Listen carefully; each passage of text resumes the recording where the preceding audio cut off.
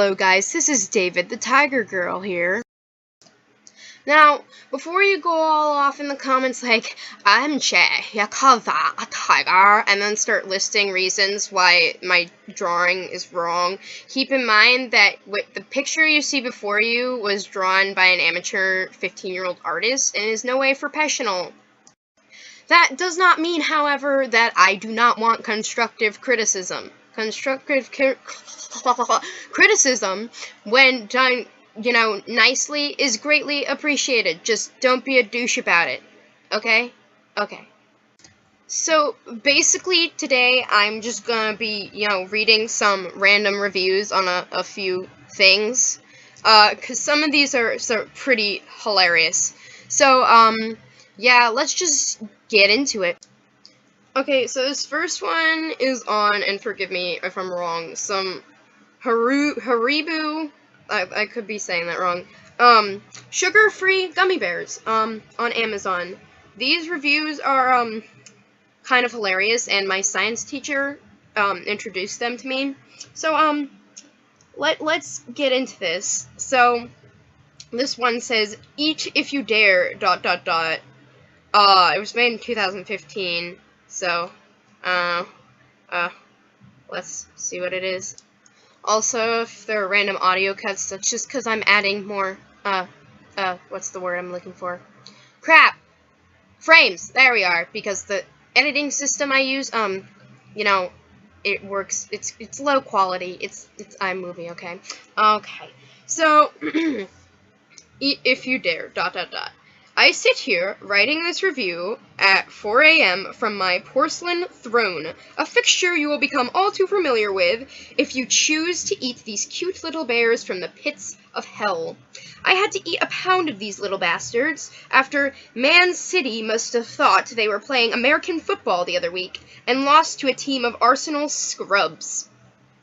They were a bit chewy, but overall appeared to be nothing more than your average gummy bears. After about 2 hours, with a little more than some mild stomach cramps, feeling like one would expect from eating a pound of candy, I began to wonder if I'd gotten some duds. Like the slow buildup of a Martin Scorsese, I don't know how that's pronounced, I'm sorry, film, however, those bears were waiting for their baptism scene to destroy my insides. It started with cramping, very akin to doing 1,000 crunches, and then being forced to hold the 1,001st crunch indefinitely. I keep losing my place. Then came the initial run, which opened the I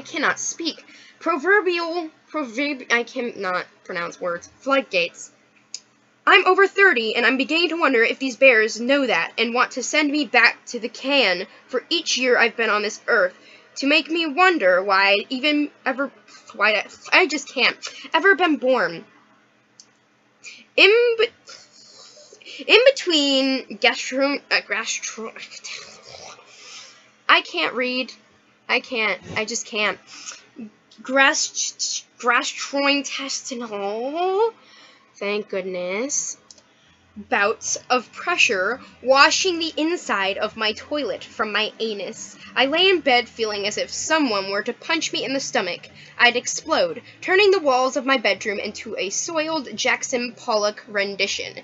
To give you an idea, I'd spend $50 ordering a UFC pay-per-view only to willingly miss the last 2 to 3 fights on the main card because I didn't want to stray too far from my master bathroom. Thankfully for me and my trust me fellas, in my marriage, I cannot read. I just can't keep my place. Fearing that might be coming, I convinced my wife to spend the evening at my sister-in-law's because, trust me fellas, nothing will be gained from your significant other experiencing this with you. I'm no longer in pain, but am still having to make trips back to my master bath on a regular basis. Eat these if you dare, but be forewarned, they are not to be trifled with unless you want your toilet to be a staging ground for repeat fecal rehearsals of the Red Wedding from Game of Thrones. Okay, this next one is called The Horror at 3,000 Feet. My flight was leaving at 8 in the morning. After awaking and trying to get to the airport, I forgot to grab something to eat. I usually take my time and do things in order, but not this day. I was traveling from Boston to LA, coming home from a work trip. I do it regularly, so nothing was new to me. I stayed in the same hotel and knew the time I need to leave to get to the airport on time. During my work trip, I stopped at a convenience store and saw these gummy bears, and thought they would be a perfect gift for my son Charlie. He loves gummy bears and gummy worms, so the morning I was to head back to LA, I slept through my alarm. That never happens. I rushed to get out of the hotel and threw those gummies in my carry-on bag to make it on time to the airport. After speeding and filling up gas in the rental, I made it to my gate as they were boarding. I get on the plane and head down the aisle to find my window seat near the middle of the plane. I asked politely for the two adorable older ladies sitting in the middle and aisle seats if I could pass by to my seat. They obliged. The lady in the middle must have been around 80 years old, so it took her some time to get up and make sure she was holding on to something so she didn't fall as she stepped into the aisle. I thanked them as I sat and settled into my seat. Fast forward 20 minutes as we reach our cruising altitude of around 3,000 feet in the air. As I reach into my carry-on bag to grab my headphones, I see the gummy bears. Since I am hungry and need something, I decided to open them up and just have a few to hold me over until we land. I wanted to save some for my son, so I maybe had 4 or 5, but I had 4 or 5 too many, because once the bears had a few minutes to adjust to their new home, they began to work. It started out with a little cramp, which is normal with gassing on a plane. You do not want to fart on a plane, so you hold it in. It is airplane etiquette. It would come and go over a few minutes, so I thought nothing of it. Then it got worse. The cramps intensified, the sweating started, and I began to notice the older ladies looking over at me. About 30 minutes into eating these bears, my thinking went from, oh, these are just farts, I can hold them, to, oh dear God, not here. I have been a Christian my whole life, and this is a test. If there is a God, please help me leave this plane with my dignity intact. After waiting for the intense cramp wave to pass, I stood up and jumped over those 2 women. I could not wait for them to stand, so I stood up, my back facing them, and tried to shimmy past them. I think a tooth came out, because I heard one say, "Oh Lord, was that you?" After reaching the aisle, I waddled to the back of the plane, where the least amount of risk would be. To my dismay, it was in use. That left one bathroom left in the front. I looked down the aisle and saw Mount Everest. I had to somehow keep my wet cheeks tighter than Fort Knox whilst waddling forward, whilst praying no one gets out of their seats. After 5 minutes of stop and go, I made it to the bathroom and was pulling my pants down as I entered the bathroom. The door was still unlocked as the seat release was underway. I thought I died. I thought this was it. Even though I was on the throne confessing my sins, I thought my time was called. I lost count on how many knocks at the door there was. I must have been in there for 45 minutes, but I made it. I washed my hands and threw water in my face to calm me down. Opening the door, I saw the faces looking back at me. Apparently, the seal to the bathroom was not airtight, letting just the slightest airflow from that bathroom to the main cabin possible. These were daughters, mothers, children looking at me. I could feel their questions and comments. What have you done? We still have 2 hours left. Please divert this plane. As I began walking down the man in the first row of first class grabbed my arm. He said, "Hey man, where is your seat?" Confused, I told him, and he said, "Go get your stuff and come back and sit here. You need this more than me." I was embarrassed and ashamed. I had a family at home waiting for me. I recommend these bears to anyone, but please, eat them responsibly. So, basically, to any confused listeners, these sugar-free bears produce a lot of explosive diarrhea. There's also, a few shorter reviews, I have been sitting on my toilet for 5 hours in excruciating pain. 10 out of 10 with purchase again. Now, these next few, things are off of Google, and they are reviews written for the... I ate some tasty dogs here. They were Labradors. I ordered a sandwich and found a hair inside. After extracting the hair and carefully transporting it back to my laboratory, I found upon the analysis of the DNA and through the use of high-end reconstructive estimation technology that Bush did 9/11. They didn't have dabs inside, and I was really angry, and they finned, I think they meant fined, me, because they said they had no dabbing allowed.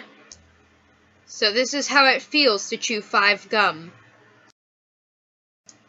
Great place for my ostrich to stretch its legs. Sadly, Secret Services shot it. I not allowed dirt diapers in exchange for entry. Many locusts. Found dead seagull in my Starbucks mocha frappe latte. Too many words. Kevin Spacey is the janitor. Didn't get to meet the Batman. Poor. I saw our God Emperor Trump with godly hair and the majestic orange skin. I would leave a joke comment here, but I'm afraid they're going to track me down. Oh, wait. This is a joke comment!